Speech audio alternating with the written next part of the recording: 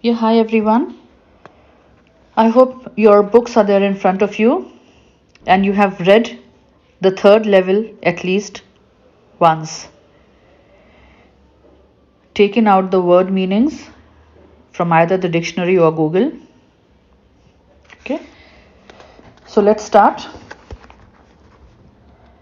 The presidents of the New York Central and the New York, New Haven, and Hartford railroads will swear on a stack of timetables that there are only two. But I say there are three because I've been on the third level of the Grand Central Station. Yes, I've taken the obvious step. Now it says that the presidents of the New York Central and the New York, New Haven, Hartford railroads will swear. Swear means promise. What? On a stack of timetables that there are only two. They say that there are only two timetables that they have seen. And they say, promise, believe me, God promise, there are only two timetables. But this person says, there are three. Because he says, I've seen the third level. People believe that there were only two levels. But this person, the writer says, no, I've seen three. At the Grand Central Station. Yes, I've taken the obvious step. And then he says, okay, I've seen the third one, nobody else has. So he says, I talked to a psychiatrist friend of mine, among others.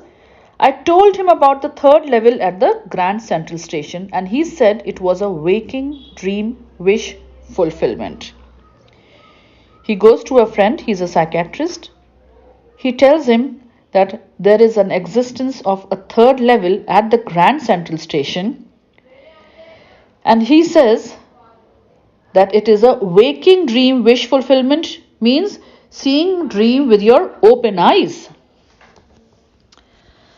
And then the psychiatrist says, you saw the third level which the others have not seen because, he says, he said I was unhappy. That made my wife kind of mad. But he explained that he meant the modern world is full of insecurity, fear, war, worry, and all the rest of it, and that I just want to escape. He tells his wife, the wife guesses, she says, you've gone crazy or what? And then the psychiatrist friend, who's a doctor, he says, you know what I meant? I actually meant that the world in which we are living presently is very insecure. People are afraid, there is war, fighting, worry. And so the third level that the writer saw was just a temporary relief. What happens when we are very worried? We like to think about something different so that our worry escapes for some time. So this is what this person has also done. But they don't wander down into any third level at Grand Central Station. Now the thing is that everybody wants to have an escape from the problematic life that one is leading. But the psychiatrist friend says, like you, nobody goes and discovers a new third level like you have discovered at the Grand Central Station. But that's the reason, he said, and my friends all agreed. Everything points to it, they claimed. My stamp collecting, for example, that's a temporary refuge from the reality. Well, maybe, but my grandfather didn't need any refuge from reality. Things were pretty nice and peaceful in his day. Now, everybody agreed to what this narrator had to say. For example, we have different hobbies. This person, he says that his friend, he is into stamp collecting. When you get bored from your day-to-day life, you start a hobby. Here the person has started a stamp collecting. So he says it's a temporary refuge. Refuge means shelter. Shelter for a short duration from the problems or maybe the busy life that we are leading. But then the question is, that our grandfathers, they did not need any refuge, any shelter from reality. Things were pretty nice and peaceful in his day. During our great grandfather's days, things were quite peaceful. Now, things have become too painful. In his day, from oil I hear, and he started my collection. It's a nice collection though. 2. Blocks of 4, practically every US issue, first day covers, and so on. US issue, first day covers. US issue is the newspaper, first day covers. What happens when a stamp is issued for the first time? The people at the post office, they take the newly introduced stamp, they put it on the envelope, and they put it into the post office that is there in the post office. That is called first day covers. And so on. President Roosevelt collected stamps too, you know. Anyway, here's what happened at Grand Central. And then the narrator says, okay, just listen to me what happened there. One night last summer, I worked late at the office. I was in a hurry to get uptown to my apartment, so I decided to take the subway from Grand Central because it's faster than the bus. This person, he had to go home, he had got late and he was in a hurry. So instead of taking the bus, he takes the, the Grand Central. Probably you have the metro from there. And then he says, now I don't know why this should have happened to me. I'm just an ordinary guy named Charlie, 31 years old, and I was wearing a tan gabardine suit and a straw hat with a fancy band. Now, he says, I don't know what happened to me. He says, I'm an ordinary, simple guy named Charlie, 31 years old. And he says, I was wearing a tan he was wearing a suit that was not very bright color, a straw hat, you can see it in the picture there, and a fancy band. He says, I passed a dozen men who looked just like me. Okay, initially he sees people who are like him, and I wasn't trying to escape from anything. I just wanted to get home to Luisa, my wife. He says, the people there at the Grand Central looked similar to mine. And the only thing that I wanted to do was to get to my wife as soon as possible. He says he was not trying to run away from any other thing. And then he says, I turned into Grand Central from Vanderbilt Avenue and went down the steps to the first level, where you take trains like the 20th century. Okay. He says he turned into the Grand Central, he went down the first level, and you have trains like the 20th century. Trains that look more or less like the 20th century. Then I walk down another flight to the second level. He takes the first level, and then he goes deeper down, where the suburban trains leave from. He says suburban trains, the trains that go to the outskirts of a particular city, they go from there. Then he says, ducked into an arched doorway. Ducked is when you bend your head a little. And he says, I ducked into an arc. Arc, you understand, it's half a circle. He goes underneath it and he reaches the subway. And then he says, I got lost. That's easy to do. I've been in and out of Grand Central hundreds of times, but I'm always bumping into new doorways and stairs and corridors. He says, I get lost very easily. I've been to the Grand Central Station 100 of times. But each time he says he goes, he bumps, means he chances upon, he sees new doorways and stairs and corridors. Once I got into a tunnel about a mile long and came out in the lobby of the Roosevelt Hotel. Another time I came up in an office building on the 46th Street, 3 blocks away.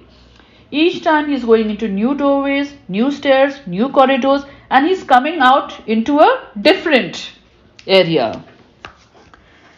Sometimes I think Grand Central is growing like a tree. Now on the right side of the book you will see this is a tree, it has different branches, it is going in different direction. He says, this is how I assume that Grand Central is also growing like a tree, pushing out new corridors and staircases like roots. You can see down the roots are going in different direction. So he imagines the Grand Central to be the same thing. There's probably a long tunnel that nobody knows about feeling its way under the city right now, on its way to Times Square and maybe another to Central Park. And he says that there's a long tunnel, a tunnel that nobody actually knows. And then he says, and maybe because for so many people through the years, Grand Central has been an exit, a way of escape, and maybe that's how that I got into the tunnel.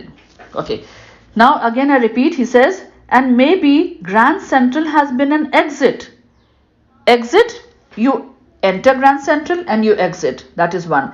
The other exit is to escape from the problems of life, a way of escape. Maybe that's how the tunnel I got into. He says the tunnel I got into has branches, has different routes.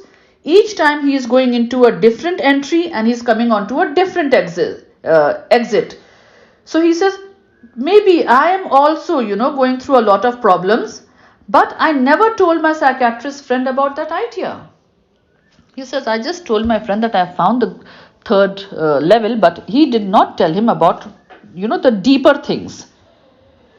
Now, he is at the Grand Central. The corridor I was in began angling left. Now he is walking. Imagine you are walking in the corridor. There is a left side passage. He goes and slanting downward. It's going down. And I thought that was wrong. But I kept on walking. He doesn't come back. And all I could hear was the empty sound of my own footsteps. Imagine he is hearing the sound of footsteps. That means there is none other. And I didn't pass a soul. Soul means a person. He can only hear the empty sound of his footsteps, and there is no other person there in the Grand Central, in the corridor that he is walking. Then I heard that sort of hollow roar ahead. That means open space and people talking. As he went on and on, he hears a sound. And then he says, okay, that was the sound coming from an empty space and a lot of people were talking. The tunnel turned sharp left. I went down a short flight of stairs. Again, he's going down and came out on the third level at the Grand Central Station. Now, he says, I have reached the third level. For just a moment, I thought I was back on the second level, but I saw the room was smaller. Okay. Now, what you need to take care here is, till now, he was not at the third level. The things that he discussed before this belonged to the first and the second level. Now it's going to be different. He says, I saw the room was smaller. There were fewer ticket windows and train gates, and the information booth in the center was wood and old looking. And the man in the booth wore a green eye shade and long black sleeve protectors. This is not the dress, or these are not the type of people that you will see on the first or the second level, only at the third level. This is something that you need to learn. The lights were dim and the sort of flickering like the, it's going on, off. Then I saw why. They were open flame gas lights. Next page, page 4. There were brass spittoons on the floor, and across the station a glint of light caught my eye. A man was pulling a gold watch from his vest pocket. He sees a man, he's taking out a gold watch from under his jacket. He snapped open the cover, glanced at his watch and frowned. Now, he opens his newspaper, he looks at the watch that he has taken out, and he is very surprised. He wore a derby hat, a black 4-button suit with tiny lapels.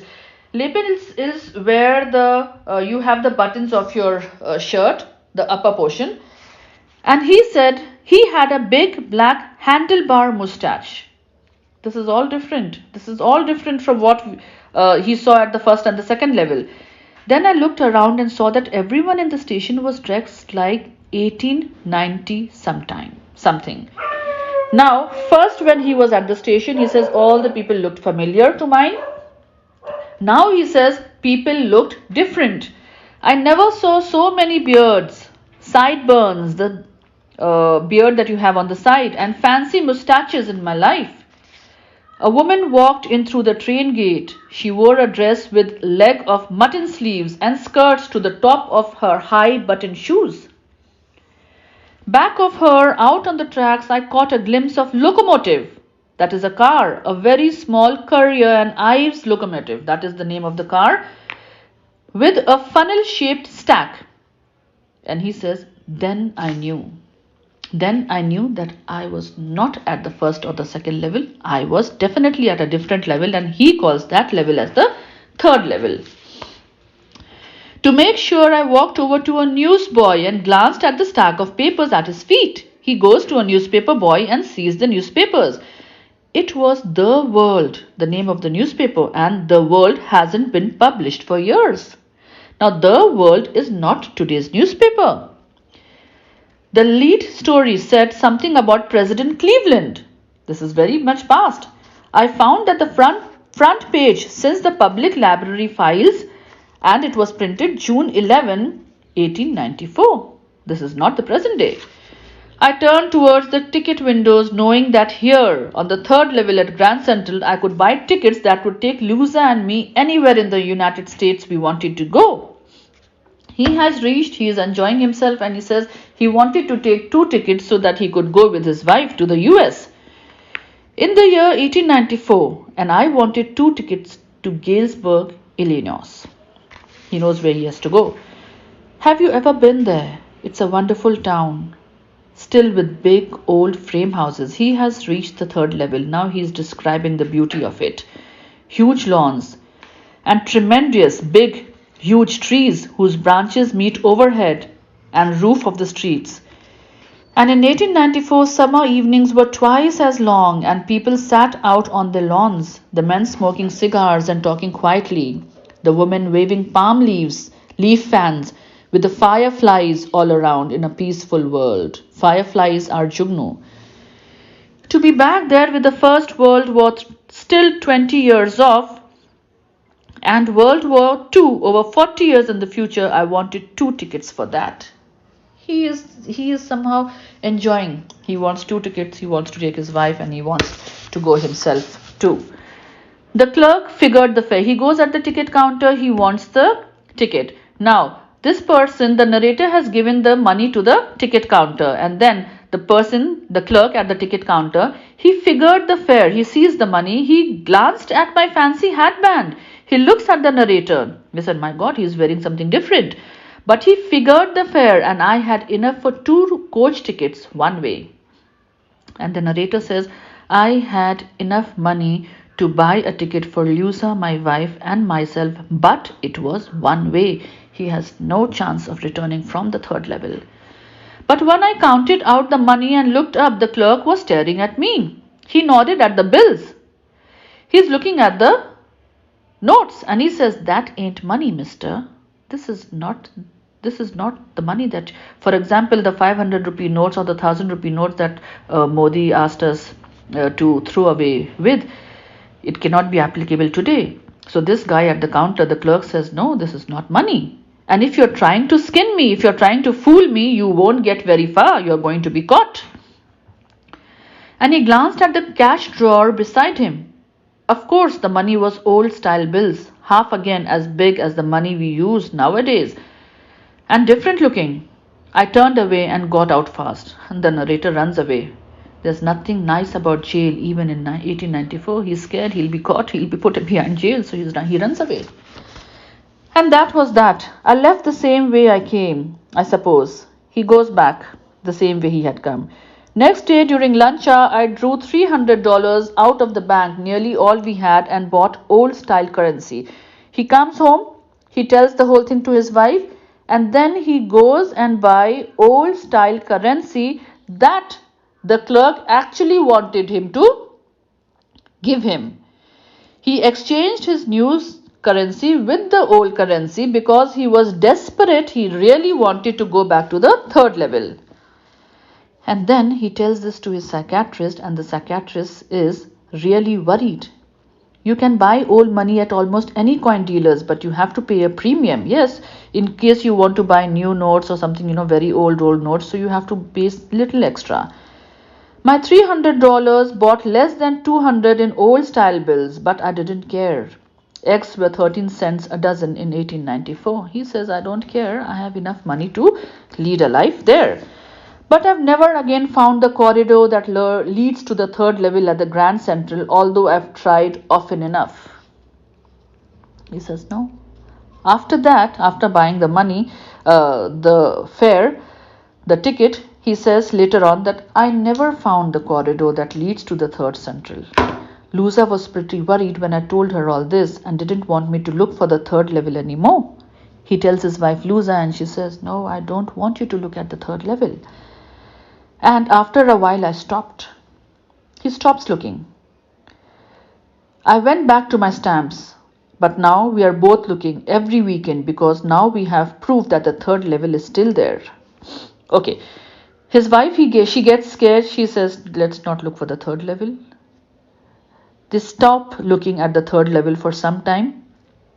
He goes back to enjoying himself collecting stamps. But for every weekend, he says, my wife and I, we try to find where the third level is.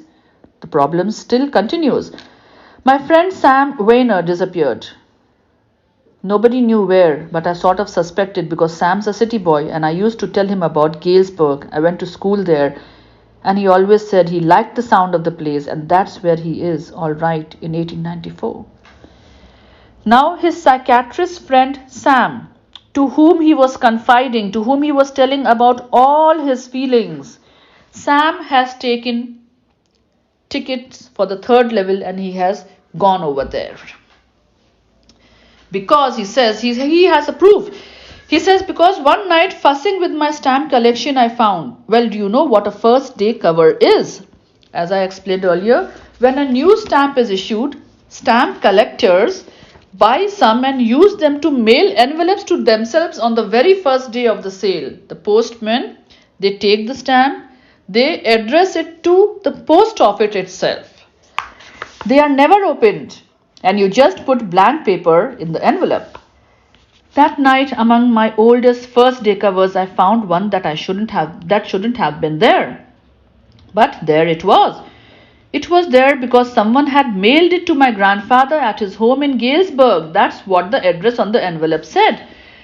The narrator sees an envelope addressed to his grandfather in Galesburg, that is the third level. And it had been there since July 1894. Just imagine, it's not today, it's third level. The postmark showed that, yet I didn't remember it at all. He forgot about it. The stamp was a 6-cent, dull brown with a picture of President Garfield. Olden days. Naturally, when the envelope came to Granddad in the mail, it went right into his collection and stayed there till I took it out and opened it. The paper inside wasn't blank. It was not blank, it read. The address, right side, 941 Willard Street, Galesburg, Illinois, July 18, 1894. Charlie, I got to wishing that you were right. Charlie is the narrator. This, the psychiatrist is writing. Then I got to believing you were right. And Charlie, it's true. I found the third level. The psychiatrist said, I used to wish that whatever you were telling me about the third level would be right. And slowly I got to believe. And then, trust me, I have found the third level. I've been here 2 weeks. And right now, down the street at the Dailies, someone is playing a piano. And they are all out on the front porch singing Nellie home. And I'm invited over for lemonade. Come on back, Charlie and Loser. Keep looking till you find the third level. It's worth it, believe me. He has found his peace. Charlie's psychiatrist friend has found his peace. And the note was signed by Sam. At the stamp and coin store I go to, I found out that Sam had actually bought $800 worth of old style currency. This is the proof that Sam is there. That help him with a nice little hay, feed, and grain business.